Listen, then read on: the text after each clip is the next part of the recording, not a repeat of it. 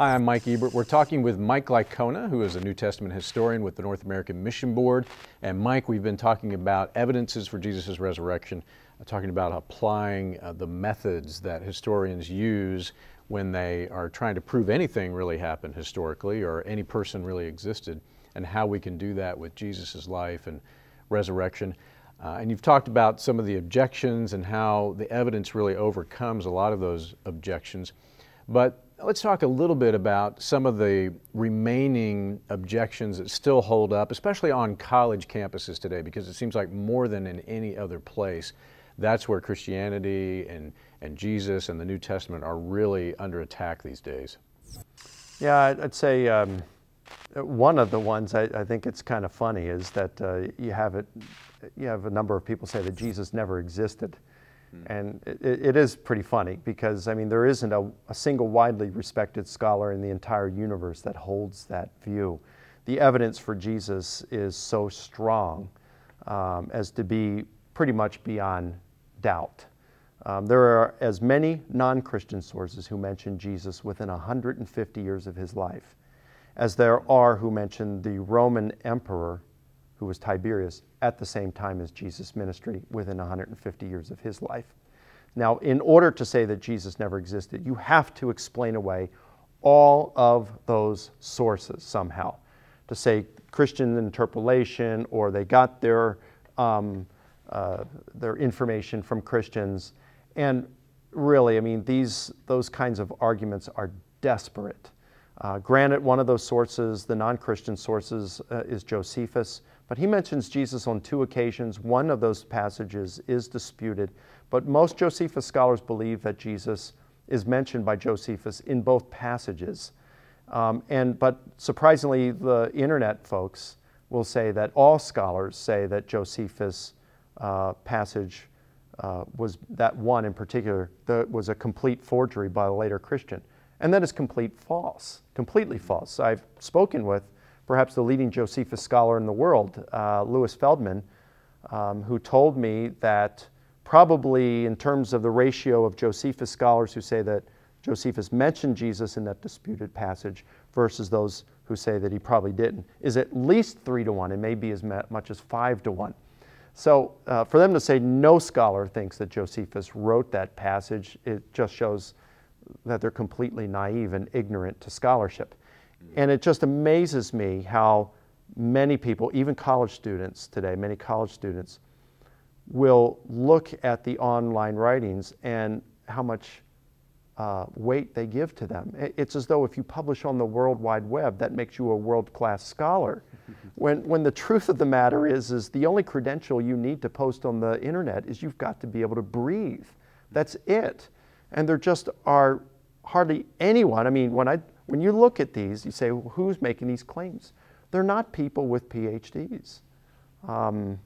So they're people like Earl Doherty, Acharya S., who have no more than a bachelor's degree. Now, a bachelor's degree is fine, but you don't call someone with a bachelor's degree a scholar, right, or an expert on these issues. So again, it's just not, no scholars today really, widely respected scholars would accept this kind of hypothesis because the evidence for Jesus is so good. But that's one of the things going on campus today. So if you're really going to dive into this, you really need to read some of the material that's being produced by the respected scholars out there in the field. Well, staying on the college campus, what else might I encounter from a professor or others on a college campus these days arguing against the evidences for the resurrection?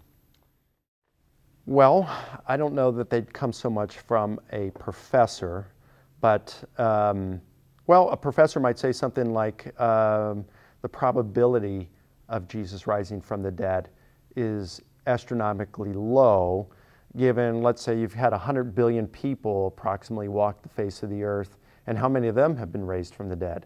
So even if you don't a priori rule out that Jesus rose from the dead, it's still 100 billion to 1 that he did.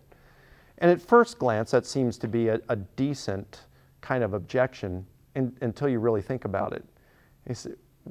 It would be true to say the chances of Jesus rising from the dead by natural causes would be 100 billion to 1.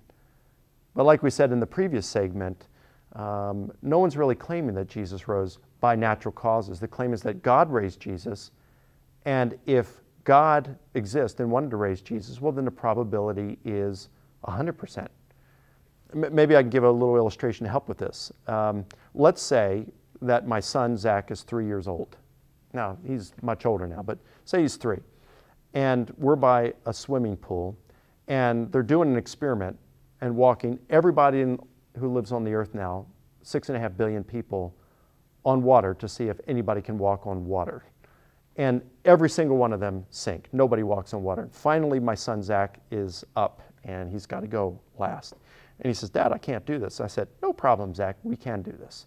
Give me your hands." So he gives me his hands, and I don't know how much he weighs. At 3 years old, not much.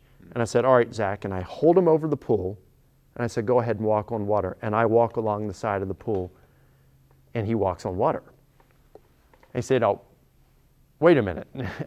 That's cheating because you helped him. You were an external agent who intervened in the situation to help him do that." Exactly. Now you understand what I'm saying about Jesus. By natural causes, no, he's not going to rise from the dead. But if God wanted to raise him from the dead, then it's no problem for him. So the fact of 100 billion people not rising from the dead doesn't do anything to the probability of whether Jesus would have been raised from the dead.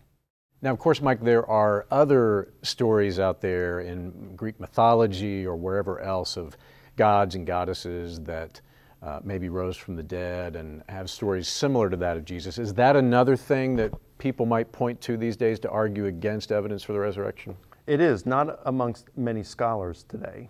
In fact, T.N.D. Medinger, who wrote a book called The Riddle of Resurrection in 2001, he's a senior Swedish scholar. He said that pretty much today the universal consensus is to say there are no clear parallels of dying and rising deities that predate Jesus. Now, he took exception with that, and he thinks that there are 3, perhaps as many as 5. But you know, he loosely defines these things. Like one of those that he says is Baal. But the story of Baal, you know, you hear about Baal in the Bible. The story of Baal is he's the brother of another deity named Mot, and they're nemesis of one another. And so one day they're kind of taunting each other, and Mot says, "Well, Baal, you give up all your stuff, your powers. You're the storm god, the rain, the lightning, the wind, and come on down here and I'll show you who's your daddy." And so Baal says, "No problem," and he goes down there, and Mot swallows him. So how do we know this? How do we know Baal is dead? Because it stopped raining. So Baal's mom and dad find out about this. They see it's not raining. They say, "Oh, it must be Mot." So Baal's mom goes down and beats up Mot and says, "Let my son go." And he says, "No." And so she really beats him up. And he says, "All right, just let me go and I'll do it." So he ends up regurgitating Baal. And it's a few months later. Nobody sees him, no appearances or anything. But how do you want to know how they know he's alive? It's raining. So it's a way of explaining the seasons just in antiquity. A story kind of like, "Mom, what's thunder?" Well, it's the angels bowling in heaven, you know, that kind of thing. That's what the tale was told about. That's not the same kind of thing as the resurrection of Jesus, where the early eyewitnesses were willing to suffer and die because of their conviction that Jesus had been raised. So that's one problem with it. Another problem is that parallel details can be found in just about anything. Think about this. We're all aware of an airplane that took off from Massachusetts early one morning, and between 9 and 10 o'clock in the morning flew into one of the tallest skyscrapers in the world in New York City, somewhere around the 78th, 79th floor, and killed everybody on board and many working in the building at the time. You know what I'm talking about, right? Sure. Yeah, it's when the B-25 flew into the Empire State Building on July 28th, 1945. Oh, actually, that's not what I thought you were talking about, but... But that's exactly, all of those details I just gave were the same things that match precisely with the 767 flying into the South Tower on 9/11, which you were thinking of. 1,000 years from now, you might have some revisionist historians who say, well, 9/11 never really happened because that was just patterned after the Empire State Building incident, which really did happen. You can look online and find all kinds of photos and testimonies and all this. So, so one, just because it's very similar in its details, doesn't discount the other. And someone could say about 9/11, say, well, wait a minute, the collapse of the Twin Towers, that was symbolic of the collapse of the American economy, which happened shortly thereafter. And make up all these things. The plane flying into the Pentagon showed that it didn't destroy the American government, but at that time there was corruption going on, and it severely weakened the government's power, or the polarity of opinions, the polarization between conservatives and liberals were hurting the strength of our country. You can make up all these symbols for these things and declare that that's a myth 1,000 years from now, and that the videos, the photos were all forged. But you have to show that there's a causal connection between the two. You have to show that there was a cause that made this a myth after the other, rather than just striking coincidences. And that makes it really difficult for those who would say that these striking parallels between this and some other myths, of which there are not too many, really, of dying and rising figures in antiquity, that this one copied from the other. So there are real problems there. And one final thing I would add to that is the early Christians who were debating over whether the Jewish law of circumcision and eating meat sacrificed to idols, that people were sensitive still to following these things and wondered whether Christians still needed to. Are we really to think that these same Christians borrowed wholesale from pagan myths and legends and made up the Christian religion, the biggest event in the Christian faith, based on pagan myths? It just doesn't fit the facts. Paul, who's a pious Jew, who's persecuting the church, who thinks it's a Jewish heresy, isn't going to embrace it because of copying off of pagan myths. It doesn't fit the facts. Well, Mike, you talked earlier about the importance of people looking to credible scholars and credible research on this topic. Would you point people in a certain direction if they wanted to get started with this and just develop a stronger foundation for the historical case of Jesus' resurrection? Sure. The first thing I'd refer them to would be our website, fortruth.net, the numeral 4, truth.net.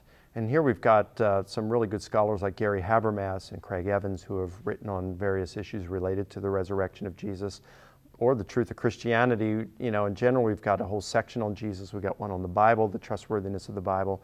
We've got one on science, written by top-shelf scientists and philosophers of science. We've got one on God, a section on God that deals with the problem of evil and evidence for God and answering arguments against God. We've got a section on world religions, one on cults and denominations and things like this. So folks can get a lot of their questions answered through that website.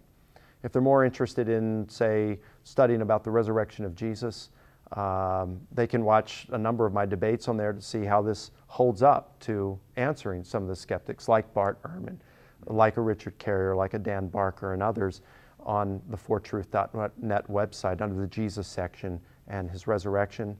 If they want to read some books, Gary Habermas and I co-authored a book together that's a self-study course on the resurrection. Comes with software and a video game that helps you master the information in the book, called The Case for the Resurrection of Jesus. If they really, really, really want to get into a lot of details with the resurrection of Jesus and go very deeply with it, they can read N.T. Wright's book called The Resurrection of the Son of God, 2003 book, a little over 800 pages in it, or my book that just came out this year or in 2010, called The Resurrection of Jesus, A New Historiographical Approach, which is 718 pages. So both those books are going to cover a whole lot of issues related to the resurrection of Jesus.